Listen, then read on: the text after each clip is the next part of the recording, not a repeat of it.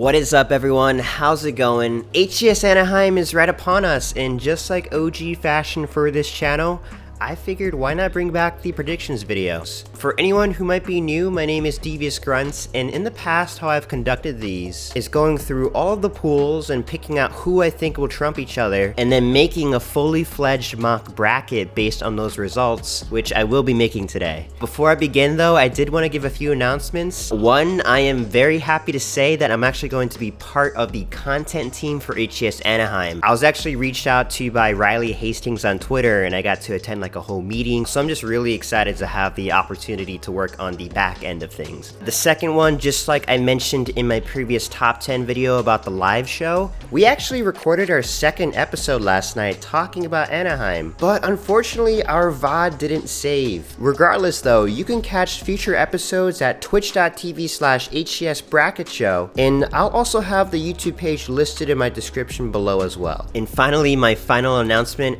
I just wanted to give a shout out to a YouTuber called Proto Halo. He's been providing amazing coverage on everything HCS related, and I was actually interviewed by him on HCS Anaheim. So if you're kind of curious to see how I answer some of his questions, I'll have his channel linked in the description down below as well. But anyways, so my predictions. One thing I did learn very quickly from my top 10 video is that it's impossible to please everyone. We all have our favorite teams, our favorite players, even including myself. So I just wanted to give a heads up in case you disagree with me. You are fully valid.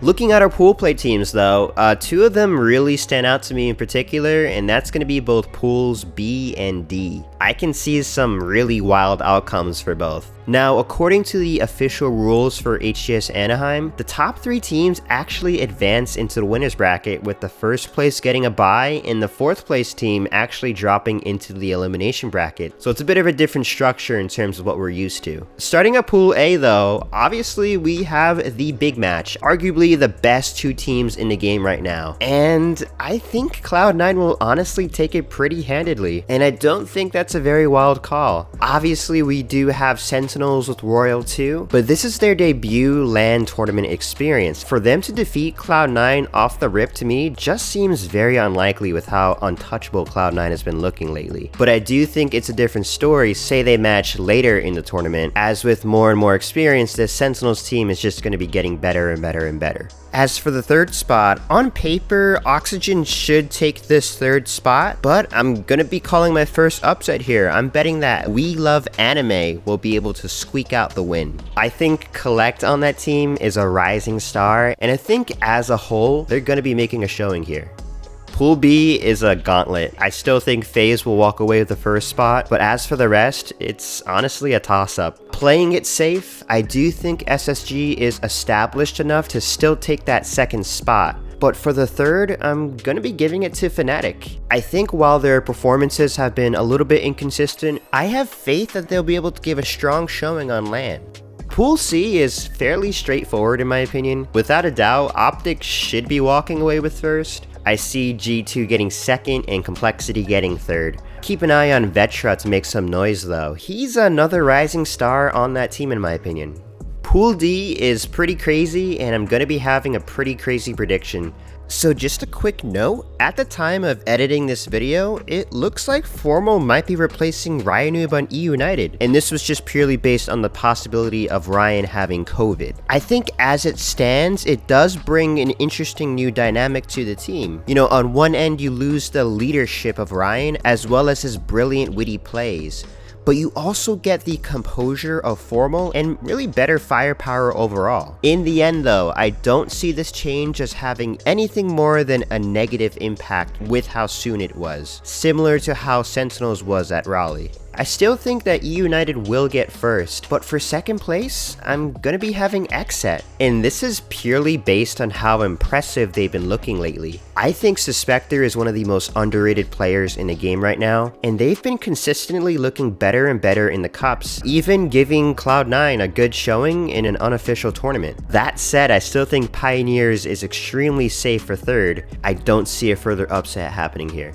Now moving on to my bracket, I tried my best to do my research on how exactly teams will be landing based on their pool play placements here, but I'm not positive. That said, this may be inaccurate, but let's just say if this were the bracket, how would I see everything playing out? Firstly, for the first time ever, I do think it's worth mentioning that we actually know what maps and game types will be played for each round, which is huge when stacking teams up against one another. Looking at one of the closer matches for round 1, there is a clear map advantage for Space Station, based from data I gathered from halodatahive.com, which if you don't know is a website that actually tracks teams' performances over scrims and tournaments. Now I'm not saying that the teams will absolutely win or lose these game types, but I do think it's an interesting factor when making these predictions, and I do have SSG taking it here. G2 versus Anime and Sentinels versus Complexity, I do have both G2 and Sentinels making a bye, and for getttt versus Fnatic, I do think will be another close one. Looking at map advantage comparisons, it looks like getttt got the unlucky draw. Even still, I do think this will go down to a game 5, and I'm going to be having getttt moving on. Moving on to round 2, I don't think it would be very shocking to have C9, United, and Optic moving on, but with Faze versus Sentinels, I think it's very interesting. Looking at the maps, it does seem to be fairly split, but I would still give a slight edge to Faze. Obviously, I'm not going to put all my eggs in one basket here with this data, and it should be a close series regardless, but I'm gonna be calling a Faze upset here. I genuinely think they have a chance, especially in the winners bracket where Sentinels typically aren't 100%.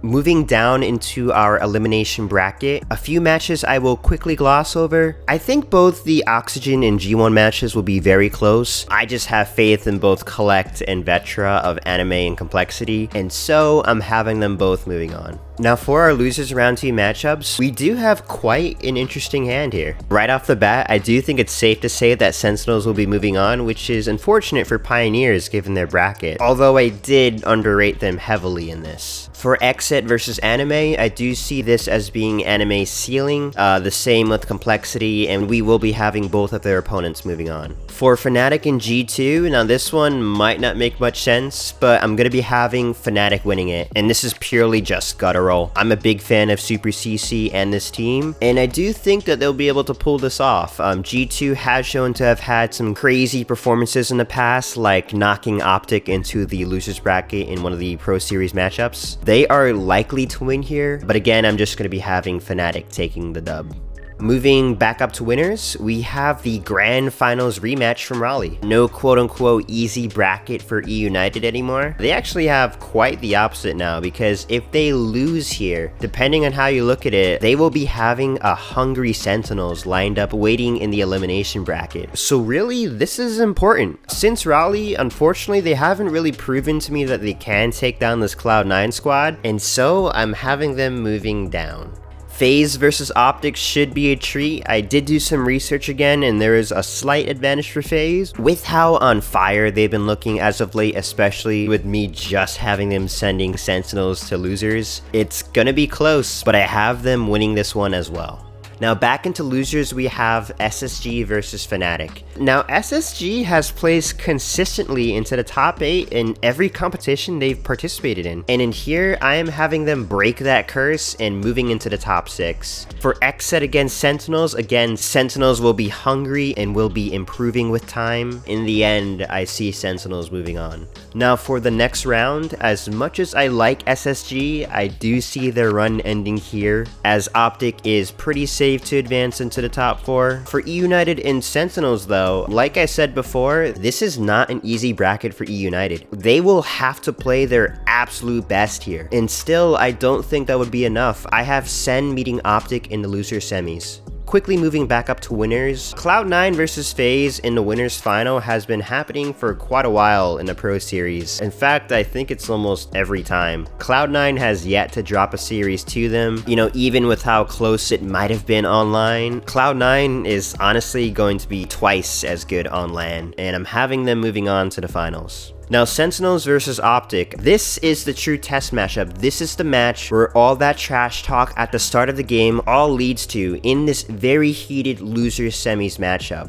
I like the guys on Optic a lot. I think they have a great team revolving around their star players of Lucid and Trippy, but Sentinels should take this fairly easily. I honestly would be shocked if they didn't. It would have to be the breakthrough moment for a player like Lucid to finally overcome his kryptonite against the players on this team. For Faze against Sentinels, similar story. I think riding off of the momentum from the previous matches, it is extremely likely for Sentinels to take this. But I'm gonna say something crazy. I think Faze will still be able to pull off the win here. And while by history that seems like an outlandish statement, I genuinely think that they have a shot of beating Sentinels with their backs against the wall. They did it back at Raleigh, and granted that was with Sentinels' last minute team. This time, Faze looks a ton better, and while Sentinels has their full lineup, they haven't been able to get the practice that they've wanted. So again, I think it's extremely likely for Sentinels to win, but I have faith in this Faze lineup that they'll be able to pull off the win. So for the finals, Faze against Cloud9, who do I have winning?